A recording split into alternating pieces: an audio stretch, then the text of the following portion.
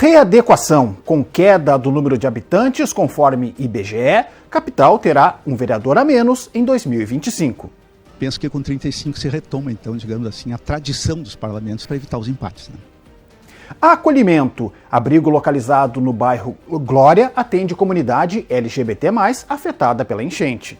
Ser LGBT é um ato humanitário, né? É um ato civilizatório. Tudo que a gente quer fazer, tudo que a gente quer é direitos, porque nós sabemos também dos nossos deveres. Dedicação. Voluntários ainda trabalham intensamente no cuidado de animais resgatados na inundação. A gente sempre fala que não precisa doar dinheiro, não precisa doar ração. Se tu puder vir e doar um pouquinho do teu tempo, já faz uma diferença enorme na vida dos animais. Tudo isso a partir de agora, aqui no Acontece em Porto Alegre. Então você já sabe, fique com a gente.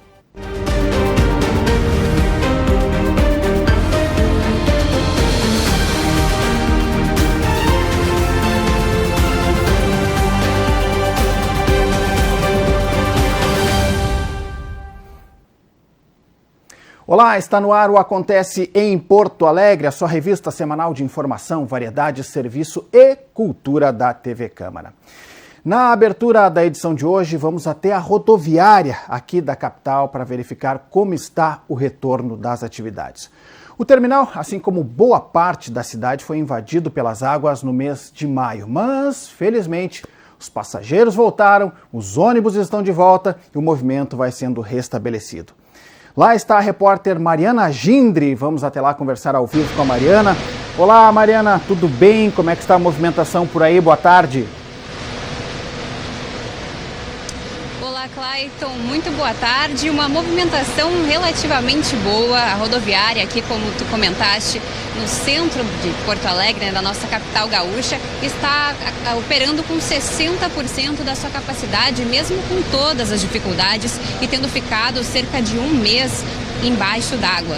Nós estamos aqui com o diretor de operações da rodoviária, o Giovanni Luigi, que vai nos comentar um pouquinho sobre uma boa notícia, a ampliação dos horários aqui para os passageiros que saem e vêm aqui para a nossa capital gaúcha, que até terça-feira estava atuando das 6 horas da manhã até as 21 horas, né, às 9 da noite, mas desde ontem os últimos ônibus, né, começaram já a sair até às 11h30. É isso mesmo, diretor? Exatamente, o DAIR autorizou a ampliação do horário de funcionamento, então já ontem a Planalto saiu com 5 horários após as 21 horas e hoje a Ouro e Prata está também deslocando alguns horários até as 23h30. Giovanni, a gente conversava um pouquinho antes sobre a questão dos boxes, né? Que a rodoviária está atuando somente com 18 dos 72 boxes que tem aqui para fazer essa operação de receber os passageiros, enfim, o embarque dos ônibus. Por que isso e tem alguma previsão, enfim, para se retornar a esse 100%? Bom, se nós fôssemos dividir a rodoviária em 4 partes, nós estamos operando somente um quadrante, exatamente aquele que tradicionalmente os ônibus chegavam do interior do estado, tá? Então hoje nós estamos fazendo as saídas para o interior, tanto intermunicipais como interestaduais, e as chegadas também nesse local, por diversos motivos. O principal deles é a falta de energia elétrica. Nós temos aqui na rodoviária 3 subestações que chega a energia elétrica da CE Equatorial. Elas ficaram submersas por muito tempo com água, com lodo, e fez com que elas todas fossem totalmente perdidas. Então agora nós estamos operando e trabalhando num processo para reativá-las. Eu não gostaria nesse momento de falar em prazo, mas já estamos, vamos dizer assim, na última parte, talvez 10, 20 dias, um pouco mais, um pouco menos, que a gente poderá ter energia elétrica em todo o terminal, e isso acontecendo, poderemos, quem sabe, logo retornar a operar da forma que operávamos antes. Para atualizar um pouquinho também os nossos espectadores com relação à estrutura aqui da rodoviária, né? Não só os terminais, mas também os banheiros, a bilheteria, os restaurantes e lancherias que tinham muitos aqui funcionando bastante. Como é que está a situação? Então, por exemplo, as lancherias que se localizam no corredor central da rodoviária, aquele que as pessoas tradicionalmente chegavam no hall de entrada principal e desciam para ir às plataformas intermunicipais, essas lancherias ficaram totalmente submersas durante muito tempo, então a perda foi total. Em outros locais também, mesmo esse local que é um pouco mais alto, ele teve água de 1,20 m de altura por muito tempo. Os banheiros públicos também, eles foram bastante danificados, estão sofrendo um processo também de melhorias. Nós temos aqui, próximo a esse local, 2 funcionando, um masculino e um feminino, que estão atendendo a pleno, mas tivemos também os guichês da ala interestadual,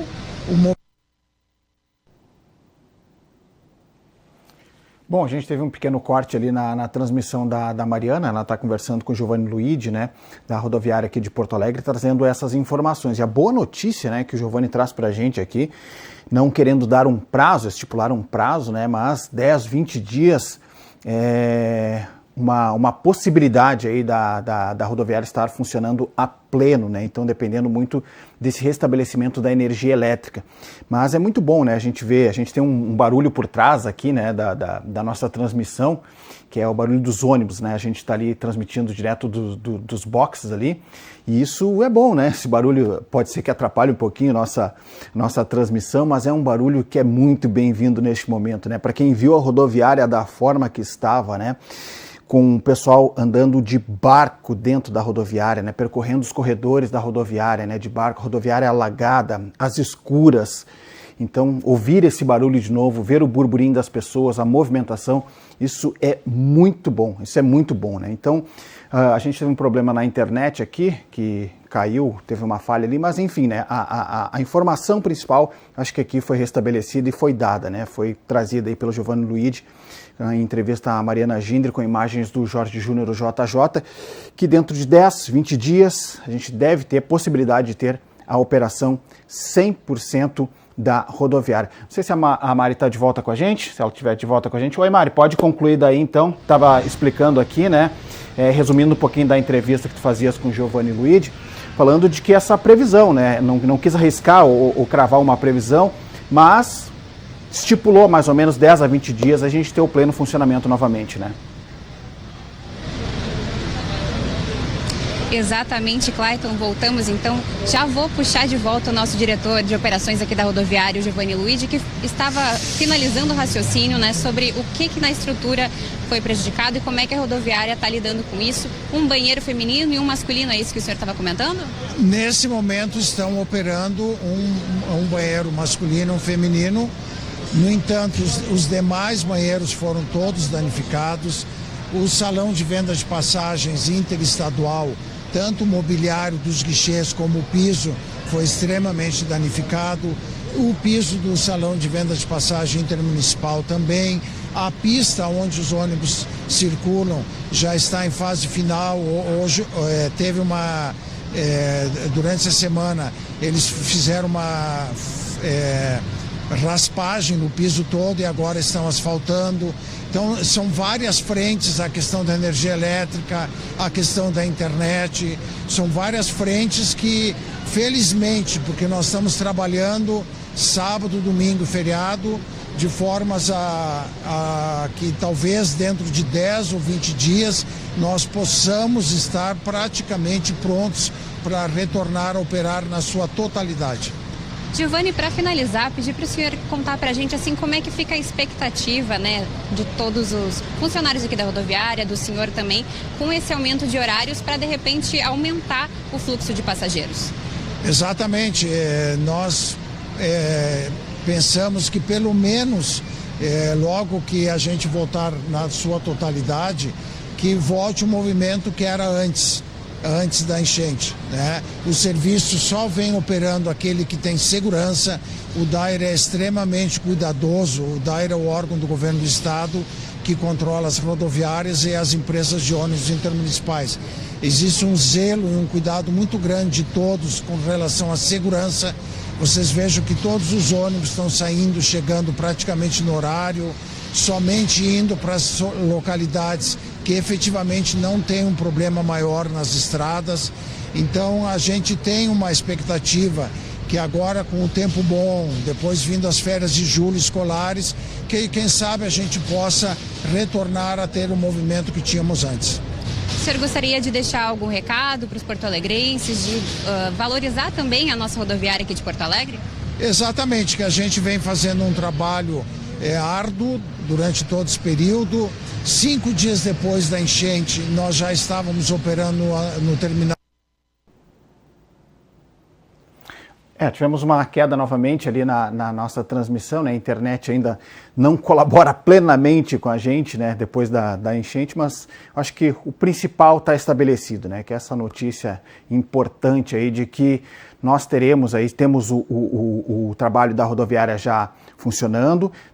No dia de ontem, né, o horário foi ampliado e a expectativa de 10 a 15 dias, 10, 20 dias, a gente ter o pleno funcionamento da rodoviária de Porto Alegre.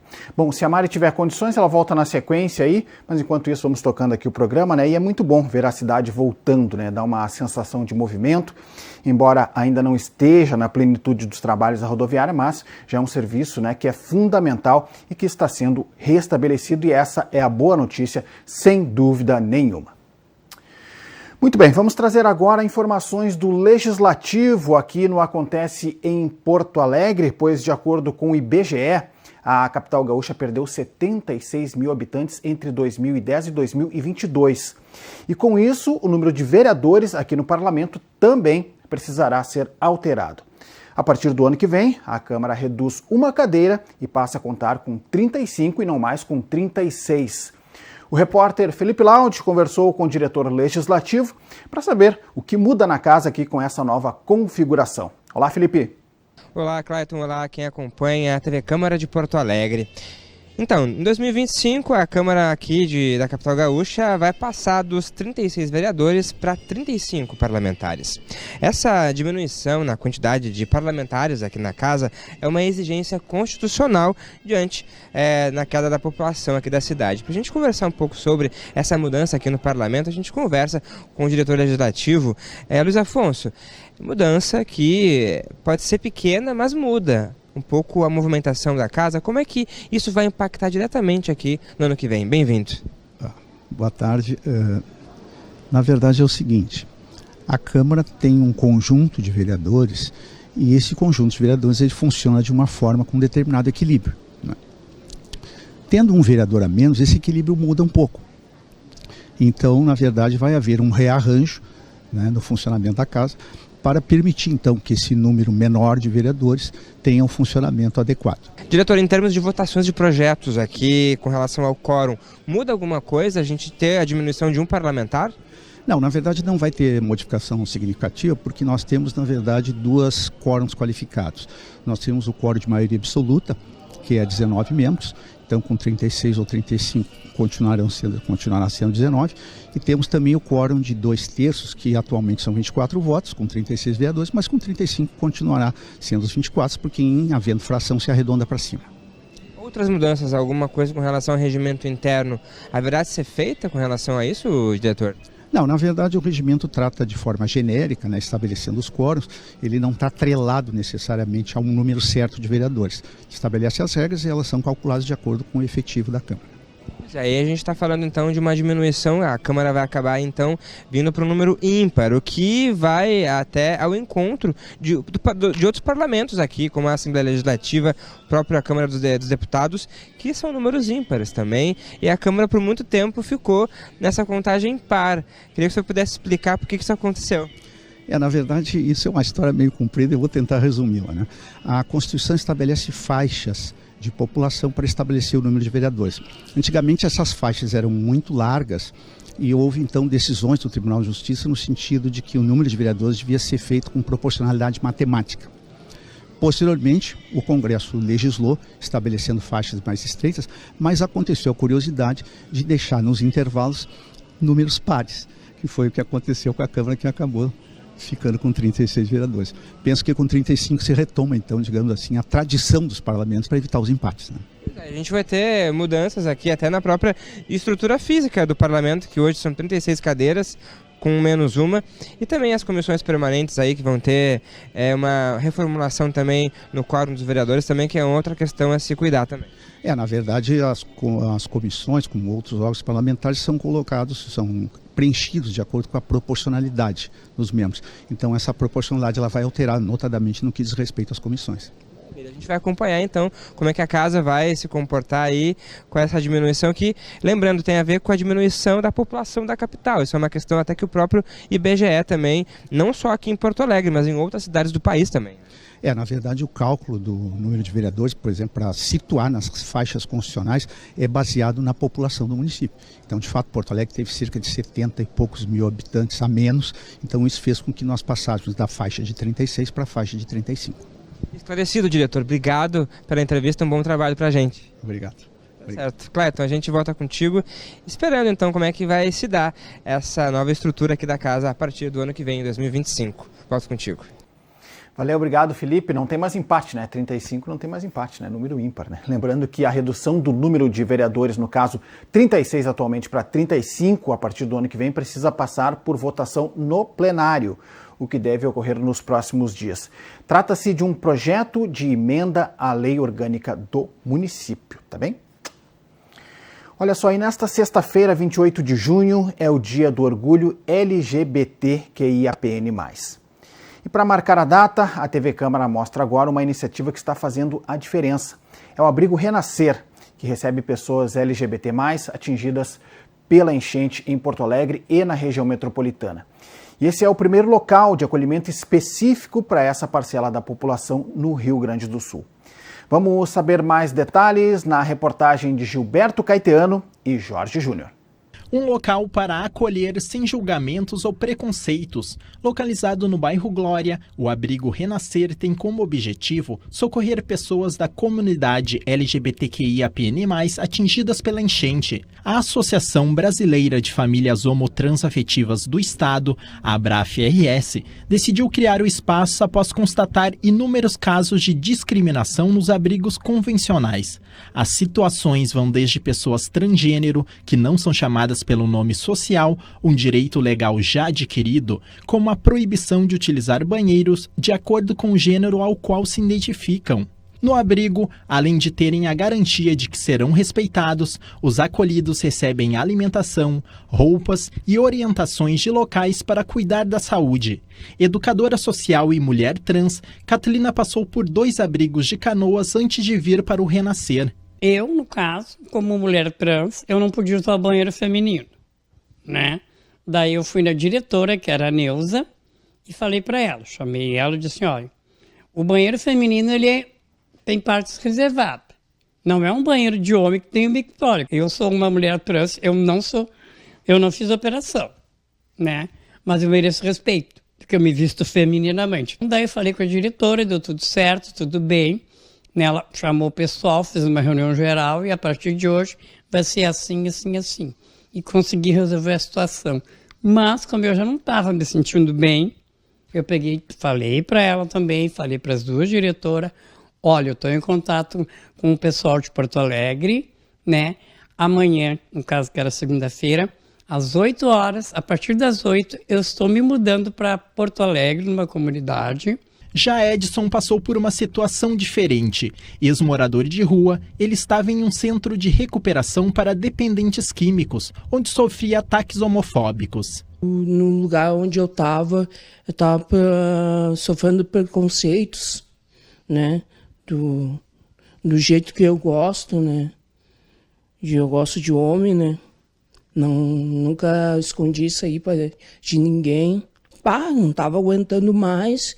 Até um dia eu procurei o CAPS e cheguei no meu TR, comecei a chorar e pedi ajuda para procurar outro lugar. Quando o meu TR entrou em contato com o Dani, aí eu vim para cá para visitar, para conhecer o lugar, né, onde eu fui bem recebido, bem acolhido mesmo. Presidente da Abraf-RS e vereador suplente pelo PSDB, Dani Moretson explica que idealizou o abrigo após presenciar a violação dos direitos de uma mulher trans quando servia de voluntário em um outro local. Segundo Dani, o abrigo Renascer acolhe atualmente cerca de 25 pessoas, mas já chegou a abrigar quase 40. O coordenador acrescenta que o atendimento é específico, mas não exclusivo para o público LGBT+.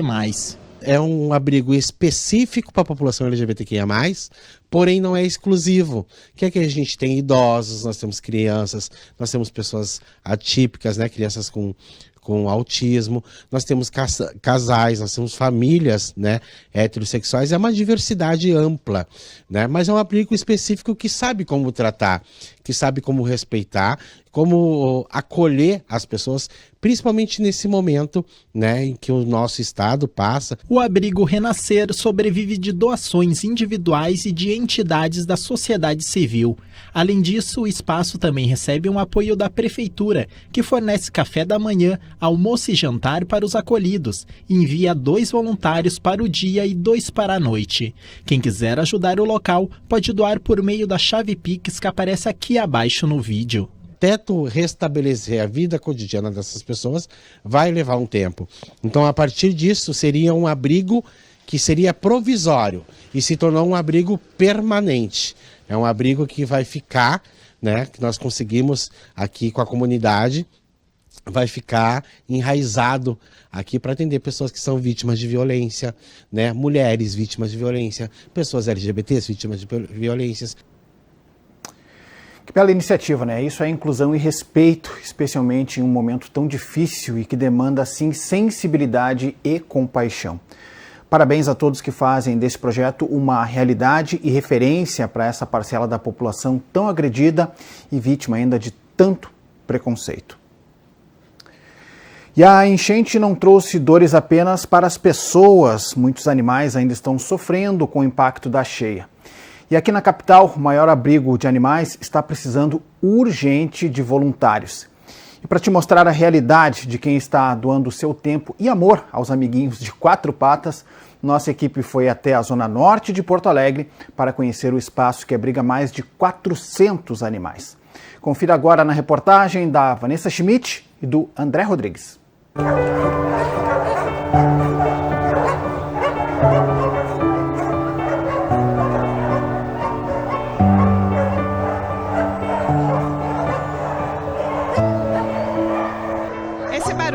Latidos, eles são um reflexo do sofrimento e da tristeza, porque assim como muitas pessoas, animais também sofreram seus piores dias junto com a enchente. Aqui na capital, dezenas de milhares de animais foram resgatados das águas e muitos deles estão aqui nesse abrigo, que atualmente conta com cerca de 400 animais. Aqui eles desenvolvem desde o início dessa catástrofe um trabalho lindo, cheio de amor e também cheio de esperança.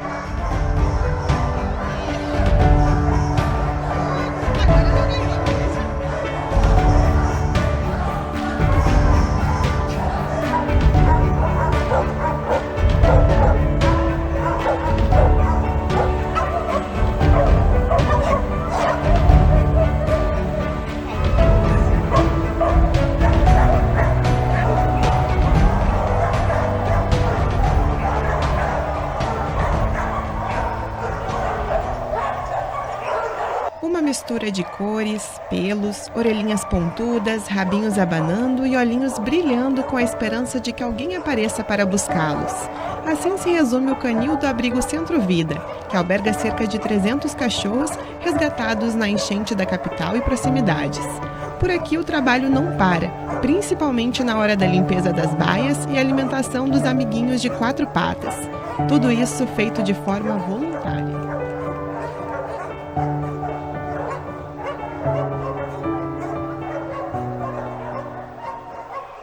Ainda bem que a gente tem o trabalho dos voluntários fazendo a diferença. Agora eu tô aqui no gatil do abrigo, eu tô aqui com a Victoria Trevisan, que é uma das voluntárias que atua desde o início aqui do abrigo. Então, Victoria, tudo bem? Conta pra gente como é que tem sido a rotina de vocês aqui. Eu sei que é um trabalho bem pesado, né? Tudo bem. A nossa rotina consiste no manejo dos animais.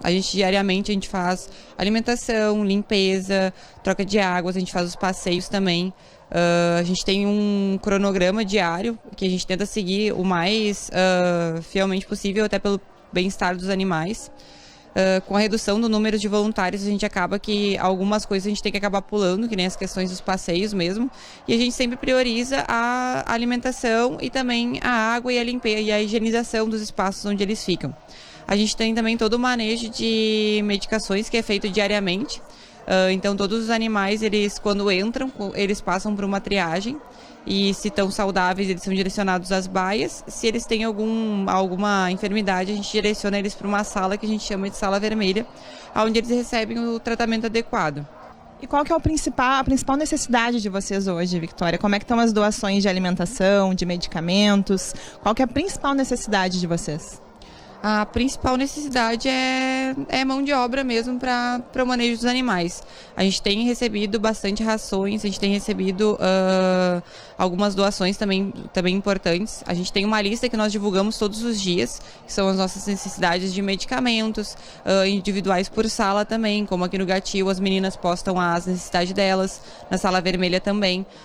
Então, já que tu me contou que a principal necessidade de vocês aqui são os voluntários, eu quero que tu faça esse apelo, então, né, para que mais gente se sinta tocada, porque devem ter um tempinho, né? Então, quem tem um tempinho sobrando para poder ajudar, minutos do seu tempo já são valiosos aqui, né? Sim. Exatamente, que nem ela falou, se tu não puder vir preencher um turno inteiro, que é de 4 ou de 6 horas, se tu puder vir 2 horas, dar carinho pros animais, passear, se tu não te sente tão à vontade com os cães, a gente tem os gatinhos também, que as meninas estão sempre precisando de voluntários, então realmente a gente sempre fala que não precisa doar dinheiro, não precisa doar ração, se tu puder vir e doar um pouquinho do teu tempo, já faz uma diferença enorme na vida dos animais. E vocês têm algum auxílio da prefeitura? O poder público tem auxiliado vocês? O que vocês buscam deles também? Nós temos um auxílio da prefeitura, que são os médicos veterinários que eles cederam para nós. A gente tem 10 médicos veterinários que são deles. Parece um número enorme, mas quando a gente coloca isso numa escala é um número muito pequeno. Tem dias que chega a ficar um veterinário só aqui, porque eles também eles têm uma escala, eles têm as folgas, então é um número bem reduzido. Tem uma equipe de limpeza também que eles direcionaram para nós, que limpam em alguns momentos do dia, que nos ajuda muito. Mas realmente a gente precisa de muito mais. A gente precisa tocar a operação, a gente precisa de pessoas remuneradas vindo, porque a gente também, o apoio voluntário está diminuindo a cada dia e não adianta, o que vai ficar é as pessoas que são remuneradas.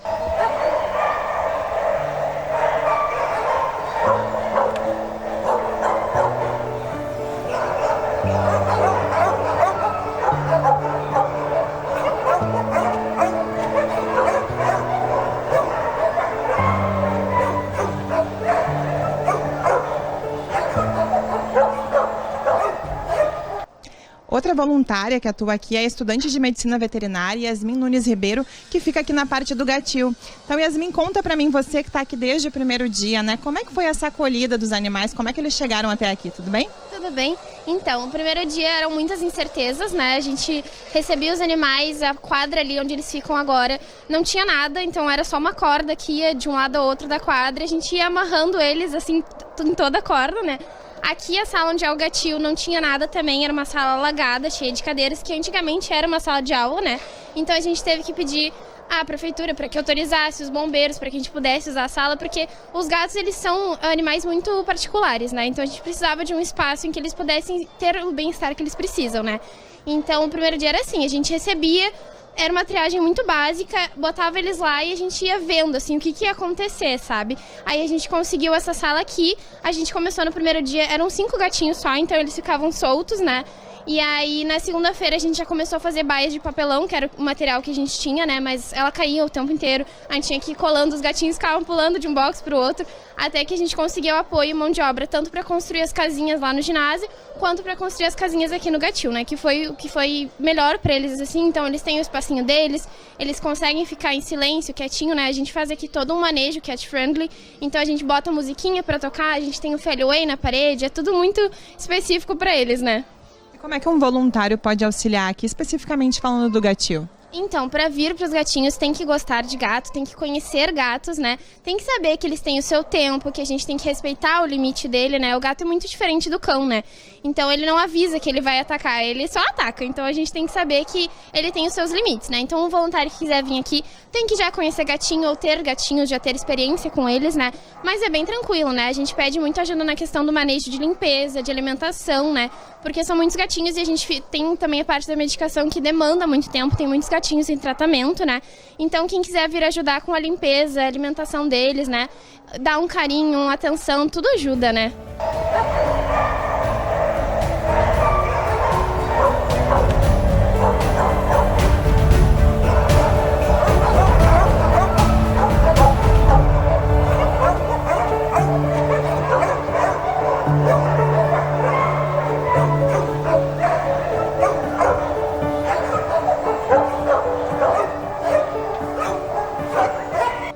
Victoria, no teu nome eu parabenizo todos esses voluntários, esses profissionais que têm dedicado o seu tempo, então, e eu quero que tu reforce o recado, então, onde é que as pessoas podem buscar informações e também podem se voluntariar. Tá bom. A gente tem um Instagram, que é o geral, que é o resgatados.centrovida, onde diariamente é postado as listas de necessidades, tem um telefone para contato também se tiverem alguma dúvida, tem a nossa chave Pix também, que agora a gente conseguiu abrir uma chave Pix para nós receber doações. A gente vai poder estar recebendo também doações internacionais através do PayPal. Tem também o Instagram aqui do Gatil, que é o Gatil Centrovida, que também as meninas postam também as doações que elas recebem diariamente.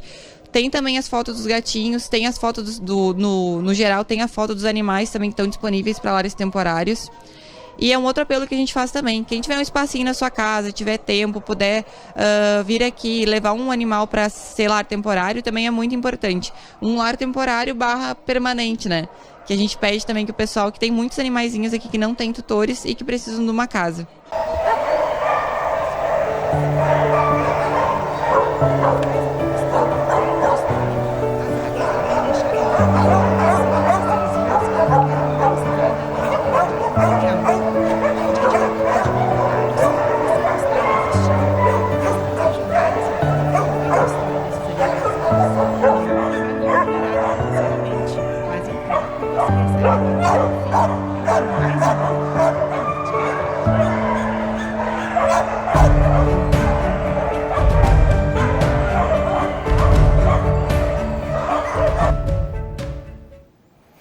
Tá aí, né? Será que a Vanessa gostou de fazer essa reportagem, né? A Vanessa que sempre quando fala nos bichinhos, ela sempre quer fazer uma reportagem, né? E variar e trazer essas informações. É uma nossa cuidadora, né? Aqui ela é muito dedicada, né?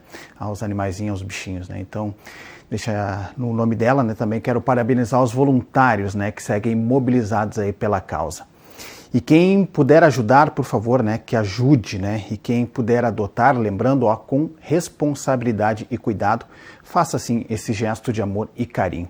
Faz bem pra gente e principalmente para essas ferinhas aí que estão precisando, né? Lá em casa são 4 caramelos. A lambada, o bono, o mambo e o jazz. Dão um trabalho danado, mas não adianta nada. Eles são da família, sem dúvida nenhuma.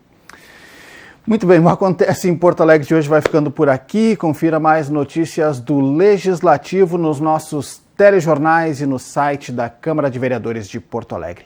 Acesse também as redes sociais da TV Câmara. Para fechar, fique claro, com imagens do abrigo de animais em homenagem aos voluntários e também para que a gente possa incentivar essa adoção responsável. Eu me despeço. Tchau, tchau.